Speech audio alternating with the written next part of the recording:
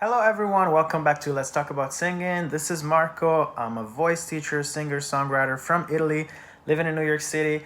We're back with another reaction today, and I'm very excited. This is Chris Stapleton performing Starting Over at the Country Music Awards. This just happened last night. I am very excited because I love Chris Stapleton. I don't know if I can be objective in doing this reaction. I don't know if I can analyze properly because every time I listen to Chris Stapleton, he just kills me with his vocals. He is such an amazing singer. I think Chris Stapleton is one of the best things that happened in country music in the past 15 years at least. He is such an incredible singer. I love his voice. I love his songs. And when he performs at the Country Music Awards, he always delivers incredible performances. I don't know if you guys remember his performance with Justin Timberlake a few years ago when they did Tennessee Whiskey and Drink You Away together. That was mind-blowing. So let's look at this and see how it goes. I cannot wait.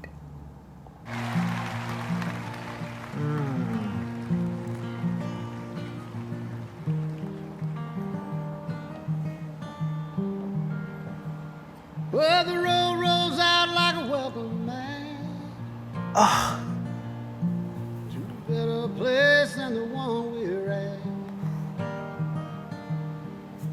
And I ain't got no kind of plan, but I've had all this town I can stand. my heart. Oh, okay. I don't know if you feel the same about Chris Stapleton, but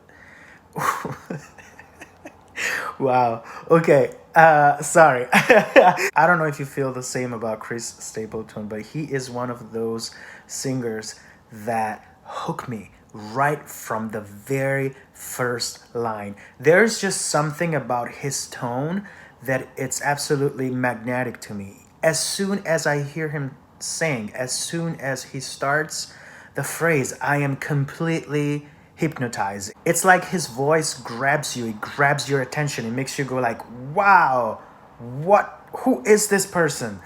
He has such an incredible tone, and that is natural. But careful about one thing, guys. A lot of people think that either you have a beautiful tone or you don't. And we could talk for hours about what does it mean to have a beautiful tone.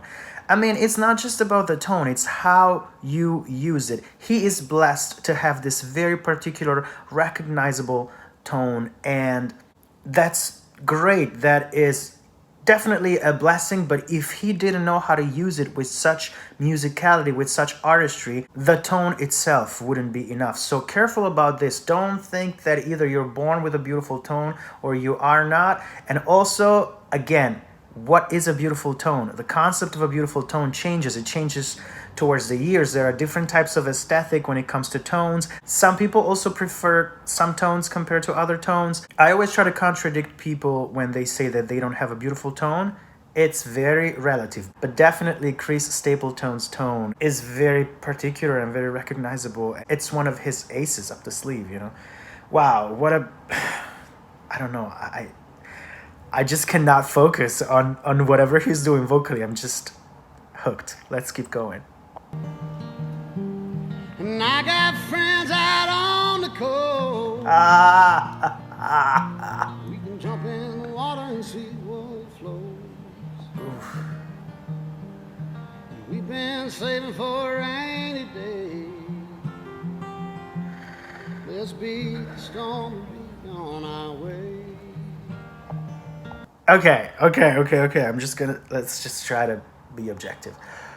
Let's notice one thing. Number one, he is performing with just one microphone. That type of microphone, it's enough to capture the sound of both the guitar and his voice.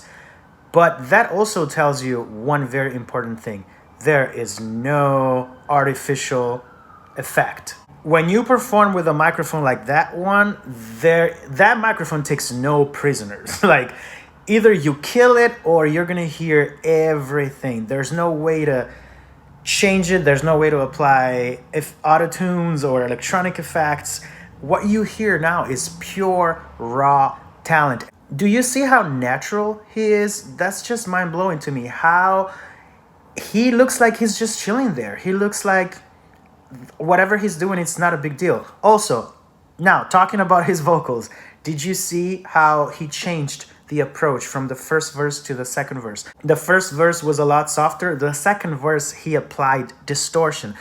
Distortion is one of his tricks. I wonder if he has a naturally raspy tone or if he just learned to create distortion in his voice, because his voice is not always that raspy. Sometimes it's a little cleaner, sometimes it's a little mixed all the way up there, sometimes it's more chesty, and sometimes it's full chest with that raspy effect, with that distortion that to me it's so beautiful. So I think it's interesting to see that he already changed the approach from the first part of the first verse to the second part of the first verse. But also, are you noticing his dynamics? That's a very typical thing of Chris Stapleton. He will go very strongly on some words and add distortion and put that grit in it, and then he will pull back towards the end of the phrase. You can notice that almost every single word that he's singing at the end of the phrase is soft and breathy and definitely sweeter compared to the way he starts. So he kind of goes like, well, the road was out like a welcome mat to a better place than the one we're in. And I got friends out on the coast. When he says coast and float, hey, you know, all those words are softer and he pulled them back. This effect, it's really, really cool. And once again, as I like to say, dynamics are the salt of singing. There is no flavor without dynamic. His tone by itself wouldn't save him if he didn't apply all these beautiful dynamics. He's such an amazing singer. Oh my God. And his wife just approached. That's his wife, if you don't know. His wife is his background vocalist, and I love that it's just the two of them on that stage right now. I cannot wait to hear her harmonizing him. Let's go. It don't matter to me wherever we are, where I want to be. And honey, for once in our lives, let's take our chances and roll the dice. And I can be your lucky penny, you can be my four-leaf clover, starting over. I just love the way she looks at him. There is such a strong connection between the two. Of course, you know, they're husband and wife, but I don't think it's just that.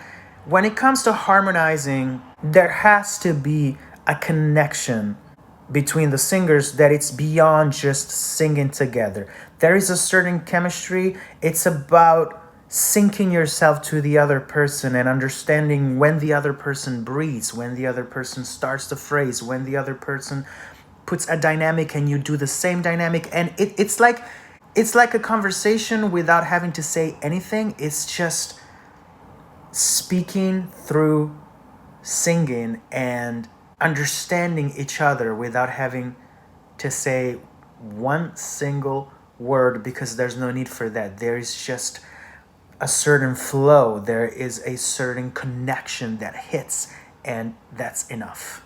Love it.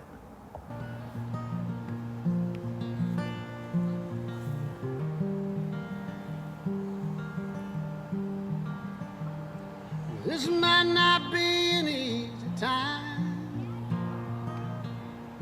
There's rivers across the hills to climb. Let's notice one thing. Chris Stapleton is, sure, a country singer, but I feel like calling him a country singer is absolutely reductive. He is so soulful. There is such soul and blues in his voice. And that shouldn't sound like a weird thing, because blues and country are strictly connected. If you look at the history of those genres, they are very connected. If you like country music, I encourage you to learn about the history of country music and how strongly connected it is to blues.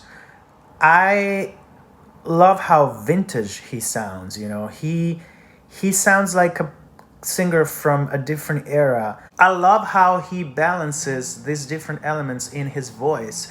He is country, he is folk, he is blues, he is soul.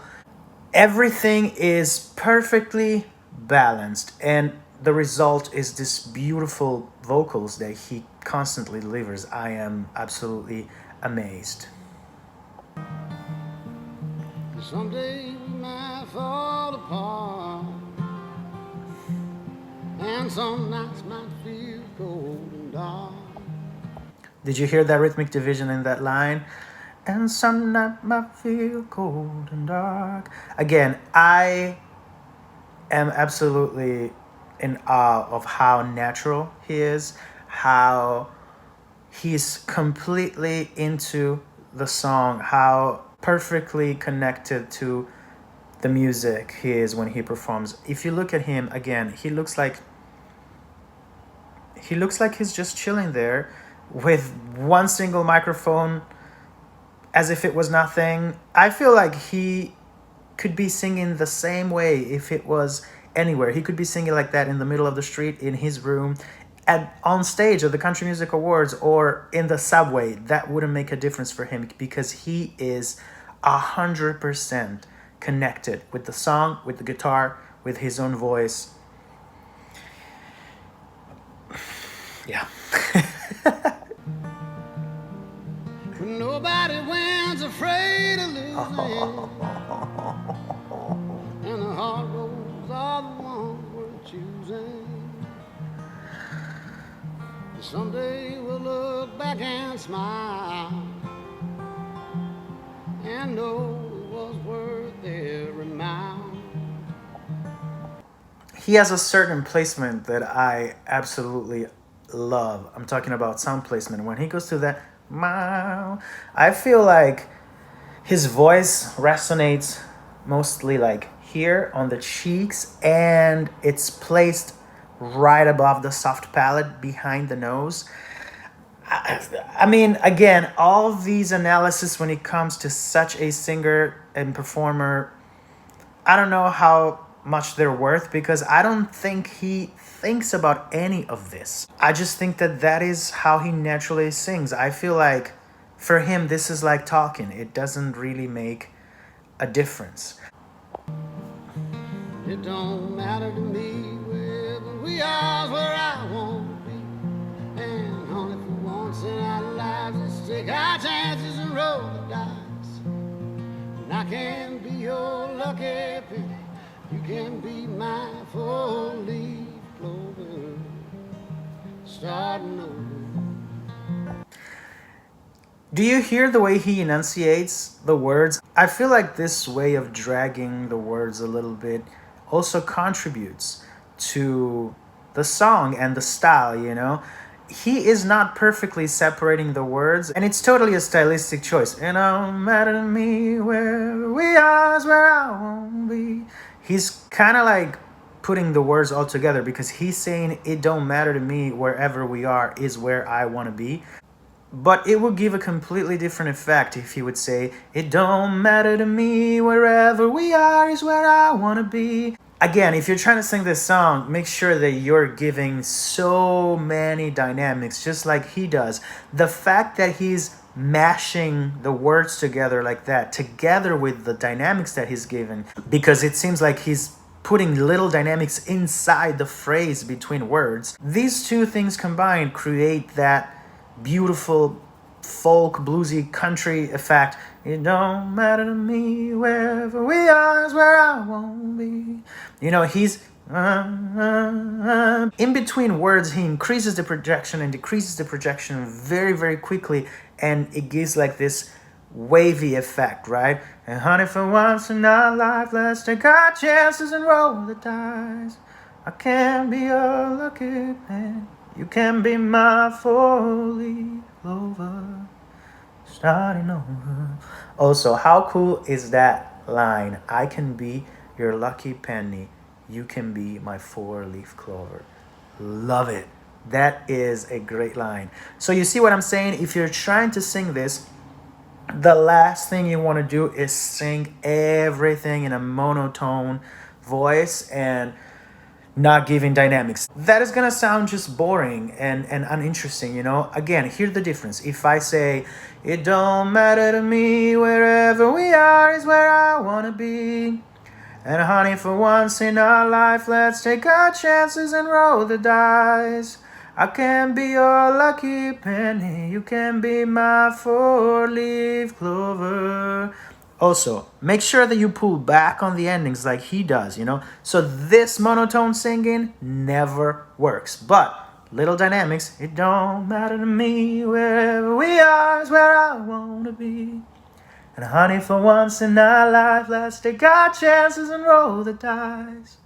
I can be your lucky penny. You can be my four-leaf clover. It's not always about precision. It's not always about perfection. Sometimes the imperfection is perfect, like in this case. Starting over.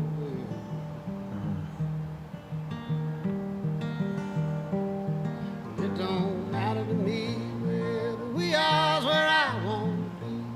And honey, for once in our lives, let's take our chances and roll the dice. And I can be your lucky penny. You can be my four-leaf clover. Starting over. Starting over.